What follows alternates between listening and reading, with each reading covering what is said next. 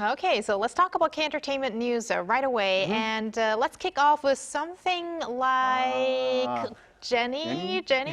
Yes, indeed. So we're talking about BLACKPINK's Jennie, and she has further cemented her reputation as, let's call it, the festival queen by headlining two of Europe's largest music festivals on consecutive days. Jennie headlined what's called Roskilde Festival, Denmark's largest music festival, on July 3rd, followed by Opener Festival in Poland on July 4th, making her the first K-pop artist to headline two of the biggest European music festivals back-to-back. Now, at Roskilde Festival, Jennie thrilled the crowd with performances of her hit songs such as Mantra ExtraL, Starlight, as well as new material as well. Now, she then took the stage as a headliner at the Opener Festival, delivering a set that blended fan favorites, chart-topping hits, and new songs to tens of thousands of fans. Now, the atmosphere reached its peak during the closing performance of Like Jennie, as the audience joined in for a massive sing-along. Wow, it's amazing how all of the BLACKPINK's members have all made massive achievements, even not just within the group, but outside the group with their solo activities. I know. And Walter, now let's move on to a boy group, a big one. A big boy group indeed. So ATEEZ has returned to the top of the Billboard 200 with its 14th mini album, Golden Hour Part 5, which debuted at #1 on the Billboard 200. The album earned 228,000 equivalent album units in the US during its first week, marking the strongest opening week sales for ATEEZ Korea.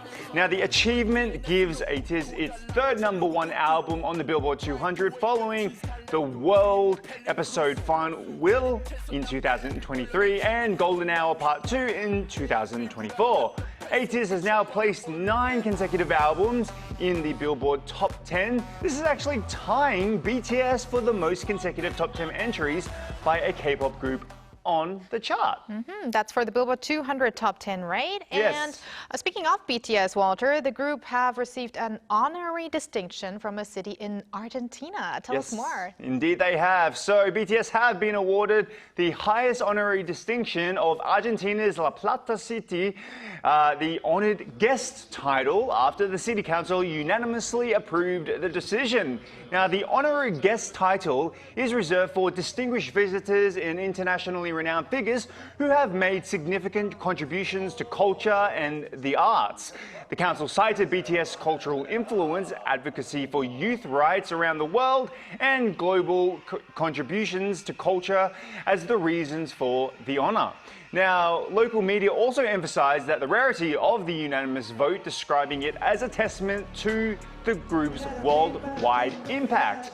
Now, BTS is scheduled to bring its Arirang World Tour to the Estadio,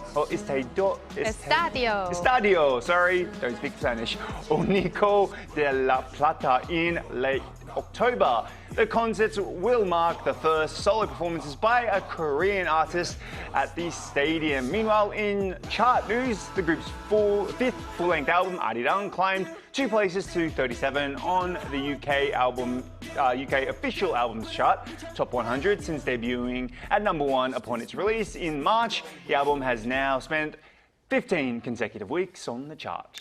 All right, congrats to BTS on this new title as well as their continued success on their album. And thank you, Walter, for those updates. No worries.